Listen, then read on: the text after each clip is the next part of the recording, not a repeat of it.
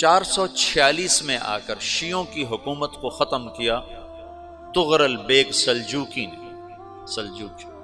Seljuk مسلمان ہوئے تھے محمود غزنوی کے دور میں، سلجوک ان کے بڑے کا نام تھا۔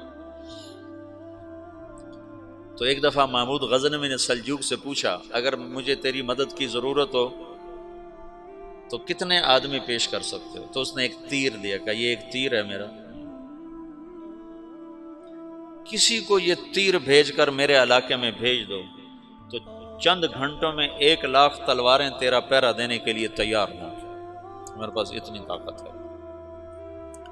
تو یہ سلجوک کی نسل میں تھا تغرل بیگ۔ اللہ تعالیٰ نے جب عرب زوال کا شکار ہو گئے اور ضعف کا شکار ہو گئے، جیسے بڑھاپے کا کوئی علاج نہیں، جب قوموں پہ زوال آتا ہے تو اس کا بھی کوئی علاج نہیں، پھر اور قوم کو جگہ ملتی ہے۔ جیسے بڑھاپا ایک فرد پہ آتا ہے، ایسے بڑھاپا قوم پہ آتا ہے۔ قوم کا بڑھاپا جوانی میں نہیں لوٹ سکتا، جیسے فرد کا بڑھاپا جوانی کی طرف نہیں لوٹ سکتا، قوم کا بڑھاپا جوانی کی طرف نہیں لوٹ سکتا، کوئی علاج نہیں، نئی نسل کا آنا ہی علاج ہے۔ تو عرب دھل چکے تھے، 600 سال بہت ہوتے ہیں حکومت کو، اپنی صفات گم کر چکے تھے، اب نئے خون کی ضرورت تھی۔ تغرل بیگ پہلا شخص تھا جس نے آ کر اہل السنت والجماعت کو استحکام بخشا، شیعوں کی حکومت کو ختم کیا، بغداد سے، شام سے، ان سارے علاقوں سے۔ صلاح الدین ایوبی نے اسماعیلی شیعہ کی حکومت کو ختم کیا، مصر۔ العاضد ان کا آخری خلیفہ تھا صلاح الدین ایوبی، نور الدین زنگی رحمۃ اللہ علیہ کا پروردہ تھا، اس کا دوست تھا، اس کے دوست بھی تھا، بچہ بھی تھا اس کے سامنے، زیادہ لکھنے پڑھنے کا شوق تھا۔ پھر اللہ تعالیٰ نے اس سے کام لیا اور اس کو مصر کا گورنر بنا کے بھیجا، مصر کی مدد کے لیے بھیجا، تو وہاں اس نے صلاح الدین ایوبی نے وہاں ختم کیا، تغرل بیگ نے یہاں ختم کیا۔ تو پھر سلجوق جو تھے نا یہ اقتدار میں آئے، ادھر ختم ہو گئی سلطنت بنو عباس کی، مصر ایک چھوٹی سی ترکوں کی سلطنت، تو اللہ تعالیٰ پھر مرکزیت کے لیے ایک نظام چلایا۔ دو لشکر آپس میں لڑ رہے ہیں ایک میدان میں، ایک جنگلی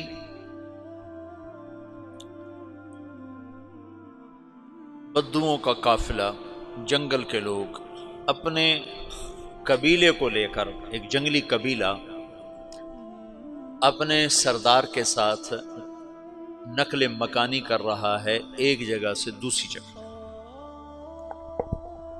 اللہ کا نظام کہ یہ لوگ چلتے چلتے چلتے اس وادی میں پہنچ گئے جہاں جنگ ہو رہی ہے، دو لشکر آپس میں لڑ رہے ہیں۔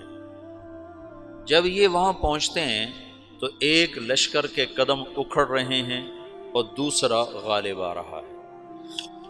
ان کو نہیں پتا شکست کھانے والے کون ہیں اور فتح پانے والے کون ہیں، ان کو نہیں پتا۔ اس جنگلی قبیلے کے سردار کا نام بھی تغرل ہے، تغرل۔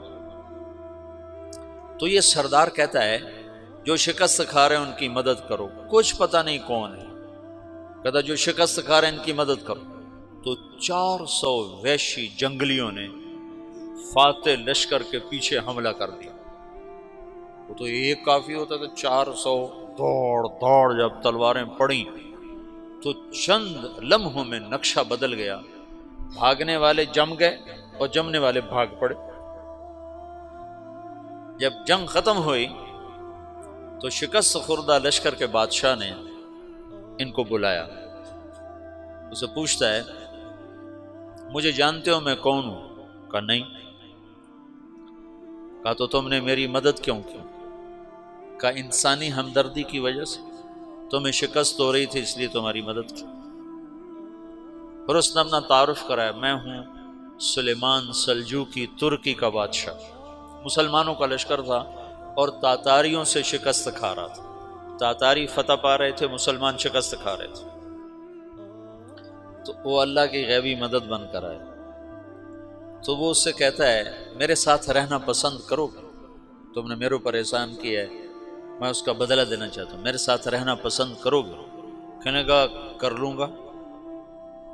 تو اس نے اس کو لے کر ترکی آیا، اور استنبول اس وقت روم کی حکومت میں تھا، اسے فتح کیا اس تغرل کے آگے چوتھے پانچویں پڑپوتے محمد فاتح نے۔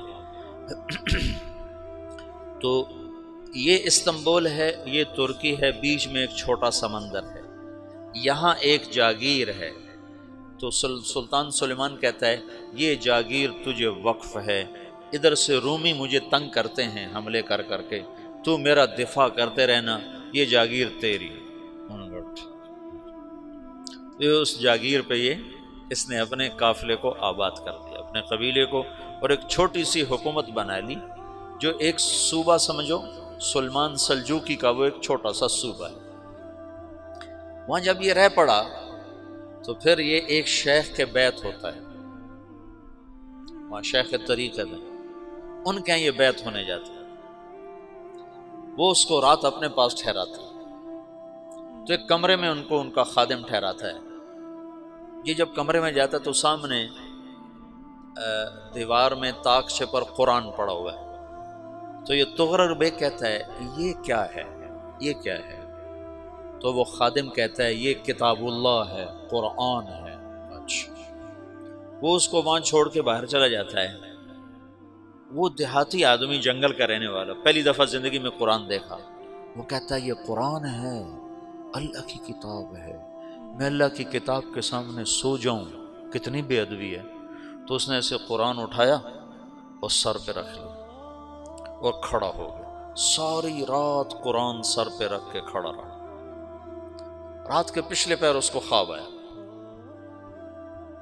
کھڑے کھڑے اس نے دیکھا کہ اس کی پشت سے ایک چاند نکلا اور شیخ کی بیٹی کے سینے میں جا کے اتر گیا، پھر اس لڑکی کے سینے سے ایک درخت نکلا جو پھیلتے پھیلتے پھیلتے 3 بر اعظم پہ چھا گیا، افریقہ پر، یورپ پر، ایشیا پر۔